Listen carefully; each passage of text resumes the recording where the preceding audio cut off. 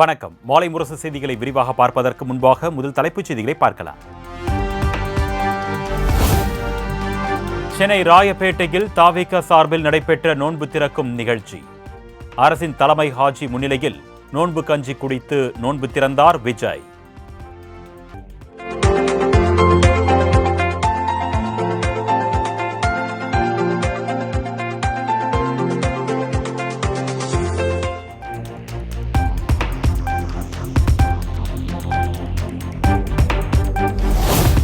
தாவேகா இஃப்தார் நோன்பு திறப்பு நிகழ்ச்சியில் வெள்ளை சட்டை, லுங்கி, தொப்பி அணிந்து கலந்து கொண்ட விஜய். இஸ்லாமியர்களுடன் தரையில் அமர்ந்து தொழுகை செய்து வழிபாடு. பேரன்பும் பெரும் கருணையும் உடையவனே, யா அல்லாஹ், எங்களுடைய பாவங்களை மன்னித்தருள் புரிவாயாக. யா அல்லாஹ், இந்த நோன்பு திறக்கின்ற புனிதமான வேளையிலே நீ துஆக்களை அங்கீகரிக்கின்றாய் ரஹ்மானே.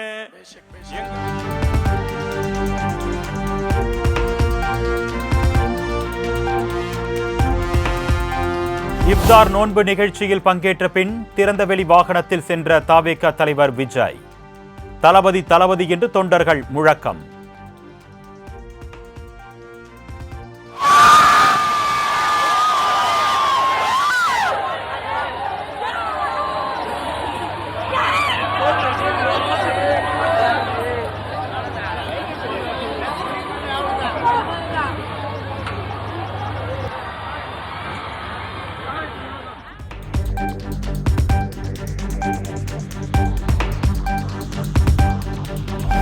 என்னுடைய அன்பான அழைப்பை ஏற்று இஸ்லாமிய மக்கள் இஃப்தார் நோன்பு நிகழ்ச்சியில் கலந்து கொண்டது மகிழ்ச்சி அளிக்கிறது.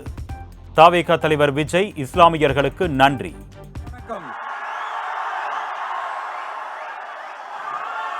மாமனிதர் நபிகள் நாயகம் அவர்களுடைய வாழ்க்கையை பின்பற்றி மனித நேயத்துக்கும் சகோதரத்துவத்தையும் ஃபாலோ பண்ணி இங்க இருக்கிற அனைத்து இஸ்லாமிய சொந்தங்களுக்கும் என்னுடைய இந்த அன்பான அழைப்பை ஏத்துக்கிட்டு நீங்க எல்லாரும் வந்து கலந்துகிட்டதுக்கு மிக்க மிக்க மகிழ்ச்சி. உங்க எல்லாருக்கும் என்னுடைய மனமார்ந்த நன்றிகளை தெரிவிச்சுக்கிறேன். தேங்க்யூ.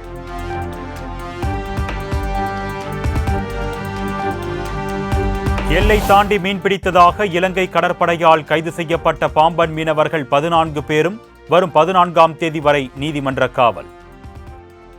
மன்னார் நீதிமன்றத்தில் ஆஜர்படுத்தப்பட்ட மீனவர்கள் வவுனியா சிறையில் அடைப்பு.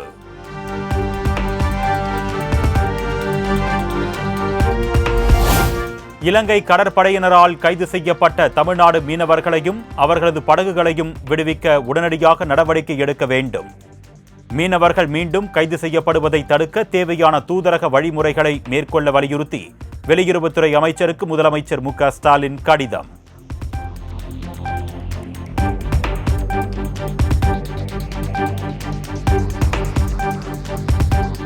ஆட்சேபம் இல்லாத புறம்போக்கு நிலங்களில் வசிப்போருக்கு பட்டா வழங்குவதற்கான விரிவான வழிகாட்டு நெறிமுறைகளை வெளியிட்டது தமிழ்நாடு அரசு. மாநிலம் முழுவதும் சுமார் 86,000 பேருக்கு அடுத்த 6 மாதங்களுக்குள் பட்டா வழங்க நடவடிக்கை.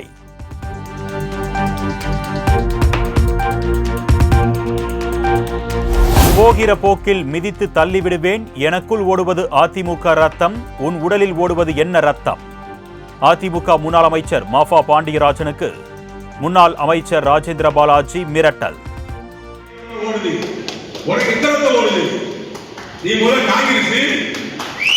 தமிழ்நாடு காங்கிரஸ், அடுத்து பிஜேபி, அடுத்து தேமுதிக, அடுத்து அதிமுக, அடுத்து ஓபிஎஸ், அடுத்து அதிமுக. வெக்கமானவனுக்கு நீ வந்து ஏங்க போறதில்ல.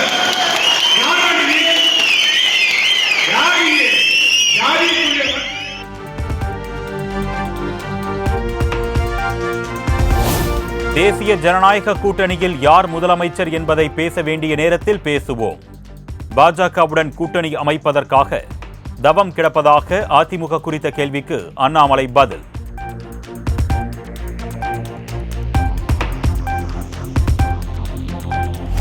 தொகுதி மறுவரையறை விவகாரத்தில் கூட்டு நடவடிக்கை குழு அமைப்பது தொடர்பாக மார்ச் 22 சென்னையில் ஆலோசனை கூட்டம். 7 மாநில முதலமைச்சர்கள், முன்னாள் முதலமைச்சர்கள் மற்றும் கட்சி தலைவர்களுக்கு முதலமைச்சர் மு.க. ஸ்டாலின் கடிதம்.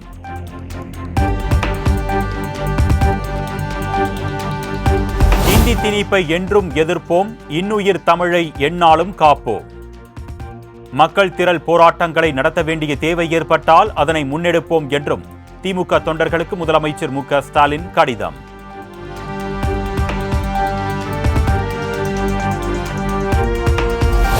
தமிழக சட்டப்பேரவையில் நிறைவேற்றப்பட்ட 2 சட்ட மசோதாக்களுக்கு ஆளுநர் ஆர்.என். ரவி ஒப்புதல். ஊரக உள்ளாட்சிகளுக்கு தனி அதிகாரிகள் நியமனம் மற்றும் கனிமங்களை கொண்டுள்ள நிலங்களுக்கு வரி விதிக்கும் சட்ட மசோதாக்களுக்கு ஒப்புதல்.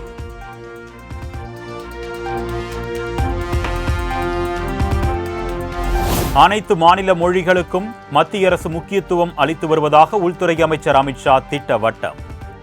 பொறியியல் மற்றும் மருத்துவ படிப்புகளை தமிழில் கற்பிக்க நடவடிக்கை எடுக்க வேண்டும் என்றும் முதலமைச்சர் மு.க. ஸ்டாலினுக்கு வலியுறுத்தல்.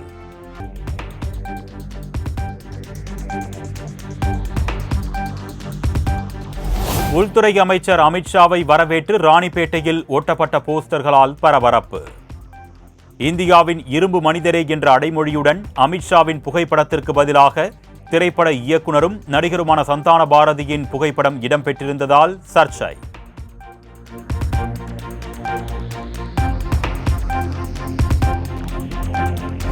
சென்னை காரப்பாக்கத்தில் மும்மொழிக் கொள்கைக்கு ஆதரவாக கையெழுத்து பெற்ற பாஜகவினர் பள்ளி மாணவர்களுக்கு பிஸ்கட் கொடுத்து கையெழுத்து பெற்றதால் சலசலப்பு.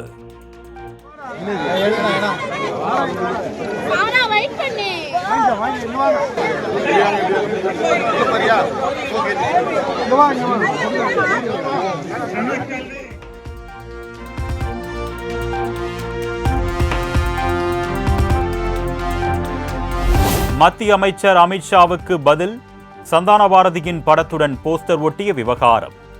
தேசிய தலைவரை இழிவுபடுத்தும் வகையில் திமுகவினர் தான் போஸ்டர் ஒட்டியிருப்பதாக அண்ணாமலை விமர்சனம். அவர்களை நாங்கள் கேவலப்படுத்துறோம் அப்படின்னு திமுக காரங்க அள்ளி சில்லி பயல்கள்லாம் யாரோ ஒருத்தருடைய முகத்தை போட்டு ஒட்டி ஒரு பாரதிய ஜனதா கட்சியினுடைய தலைவருடைய பெயரோ தலைவியினுடைய பெயரோ இல்லை தொண்டனுடைய பெயரோ போட்டு ஒட்டுறாங்கன்னா அதிலே நாம் புரிந்து கொள்ள வேண்டும், இது ஒன்று பாரதிய ஜனதா கட்சியினுடைய போஸ்டர் அல்ல.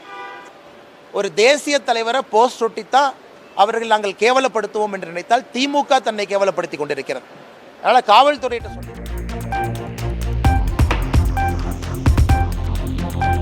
மத்திய அரசின் மும்மொழிக் கொள்கைக்கு ஆதரவாக கையெழுத்திட்ட விவகாரம். அதிமுக முன்னாள் எம்எல்ஏ விஜயகுமாரை கட்சியின் அடிப்படை உறுப்பினர் பதவியில் இருந்து நீக்கி இபிஎஸ் அதிரடி.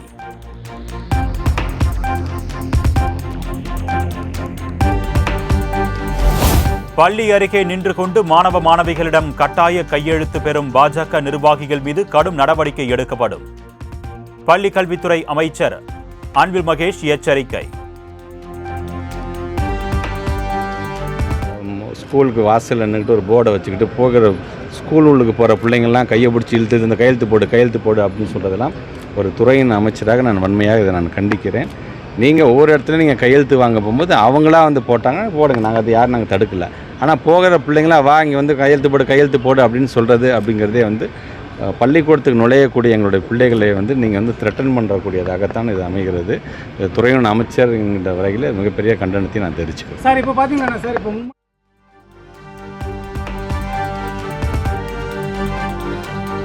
காவிரியின் குறுக்கே மேகதாதுவில் அணை கட்டுவதற்கான ஆயத்த பணிகள் நிறைவு. கர்நாடக சட்டப்பேரவையில் பட்ஜெட் தாக்கல் செய்த முதலமைச்சர் சித்தராமையா திட்டவட்டம்.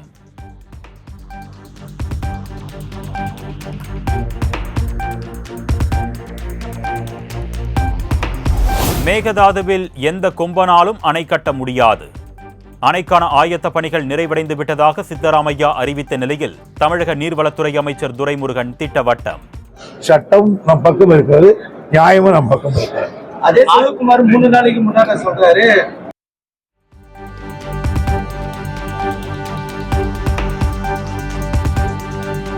திமுக எம்பி ஜெகத் ரட்சகனுக்கு தொடர்புடைய பல்வேறு இடங்களில் 2வது நாளாக அமலாக்கத்துறை சோதனை. டாஸ்மாகிற்கு மதுபானம் வழங்கியதில் முறைகேடு நடந்ததாக எழுந்த புகாரில் ரெய்டு நீடிப்பதாக தகவல்.